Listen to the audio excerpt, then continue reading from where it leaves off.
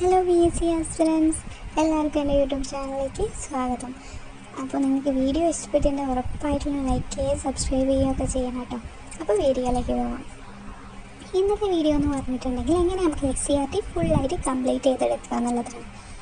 അതിനായിട്ട് നമ്മൾ ആദ്യമായിട്ട് ചെയ്യേണ്ടത് നമ്മൾ ഒന്നെങ്കിൽ SCERT ബുക്സ് കളക്ട് ചെയ്യുക. ഏതെങ്കിലും കുട്ടികളുടെ അടുത്ത് നിന്ന് കിട്ടുകയാണെങ്കിൽ അത് സൗകര്യമായി.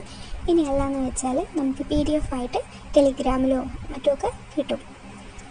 അല്ലെങ്കിൽ നമ്മൾ ഏതെങ്കിലും PSC സെൻറ്റേഴ്സ് ഇറക്കുന്ന ബുക്സൊക്കെ കാണാം, അങ്ങനത്തെ ബുക്സ് വാങ്ങി ഉപയോഗിക്കാം. ഞാനിവിടെ ഉപയോഗിക്കുന്നത് ദ ബെസ്റ്റ് അക്കാഡമിയുടെ ഒരു ബുക്കാണ്. അത്യാവശ്യം നല്ല ബുക്കാണ്. 5ാം ക്ലാസ്സിൻ്റെയും 7ാം ക്ലാസ്സിൻ്റെയും 9ാം ക്ലാസ്സിൻ്റെയും ടെക്സ്റ്റ് ബുക്ക് നല്ല ക്ലിയർ ആയിട്ട് അതിൽ ടീച്ചേഴ്സ് ഹാൻഡ് ബുക്കിലെയും അതേപോലെ തുല്യതാ പരീക്ഷയിലെയൊക്കെ കണ്ടൻസ് ഇൻക്ലൂഡ് ആയിട്ടാണ് ബുക്സ് വരുന്നത്. അപ്പോൾ കൂടുതൽ കാര്യം നമുക്ക് കിട്ടും. സോ ഞാൻ ആ ബുക്കാണ് യൂസ് ചെയ്യുന്നത്. പിന്നെ SCERT ബുക്സ് എങ്ങനെ നമുക്ക് പെട്ടെന്ന് പഠിച്ചെടുക്കാം? പെട്ടെന്നല്ല, എല്ലാം നമുക്ക് ജോലി വേണമെങ്കിൽ നമ്മൾ കുറച്ച് കഷ്ടപ്പെടണമല്ലോ.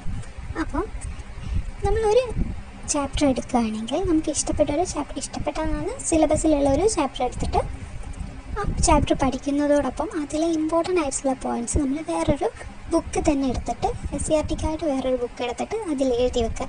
എന്ന് വെച്ച് ടെക്സ്റ്റ് മുഴുവനായിട്ട് പകർത്തരുത്. അതിൽ ഇമ്പോർട്ടൻറ്റ് പോയിൻറ്റ്സ് നമുക്ക് ഇമ്പോർട്ടൻ്റ് ആണെന്ന് നമുക്ക് വർക്കൗട്ട് ചെയ്യുന്ന ആൾക്ക്, PYQs ഒക്കെ വർക്കൗട്ട് ചെയ്യുന്ന ഒരാൾക്ക് ഇമ്പോർട്ടൻറ്റ് പോയിൻറ്റ്സ് ഒക്കെ പെട്ടെന്ന് മനസ്സിലാവും. ഇനി അത് മനസ്സിലാക്കാൻ പറ്റാത്തവർ ഏതെങ്കിലും യൂട്യൂബ് ചാനലിൽ വീഡിയോസ് കാണുക.